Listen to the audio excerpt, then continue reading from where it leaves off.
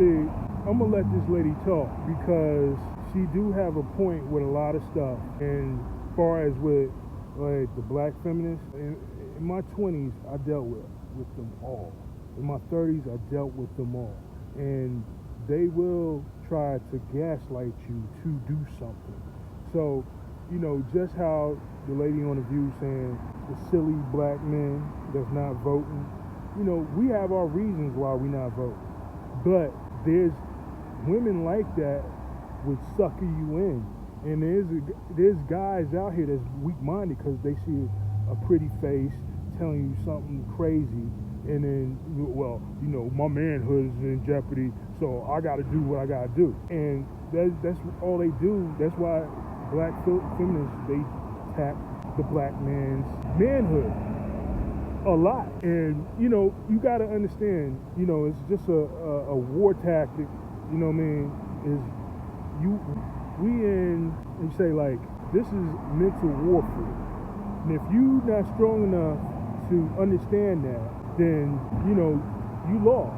But I'm going to let you hear what this lady talking about. And we can't see into people's hearts. And so when we're looking at these polls and we're looking at who is voting for Trump, you've got 53% of white women that voted for him in 2020. We've got to reach those women. We've got to reach those ridiculous, crazy black men that did vote for Trump. We've got to reach those people. We've got to reach the Cuban men. Yeah, so the agenda is, you know, to really belittle and make the black man look like he's just stupid, right? So you gotta understand, man, it's mental warfare.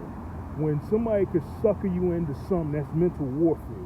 When you not strong enough to overcome somebody just saying something or putting you in a place, you can't overstand it or rise above the occasion, yeah, you're gonna be suckered. And there's a lot of people that's weak out here, weak-minded men, that would be like, well, you know, my manhood's in jeopardy, so I'm gonna do what I gotta do.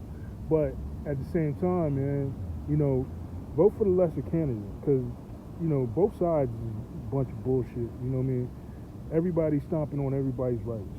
You know, you got the right stomping on your rights, you got the left stomping on, you know, your rights, and it's like to the point, you know, people mad, people is upset because certain things in this world, in this United States, people are getting free. And, you know, me, it strikes hard with me because I got relatives that fought.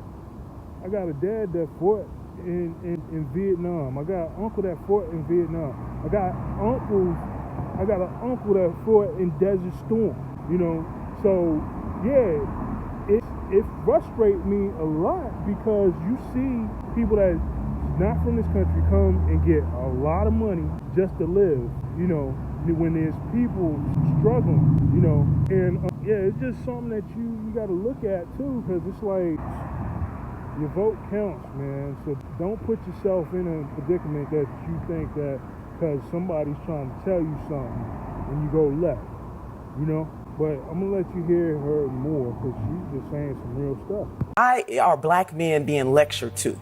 Why are black men being belittled in ways that no other voting group? A tour of media to appeal to men.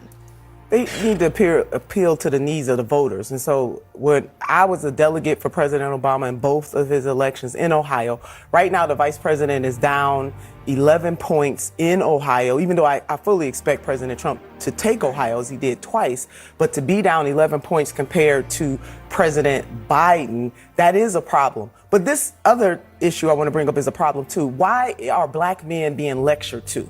Why are black men being belittled in ways that no other voting group?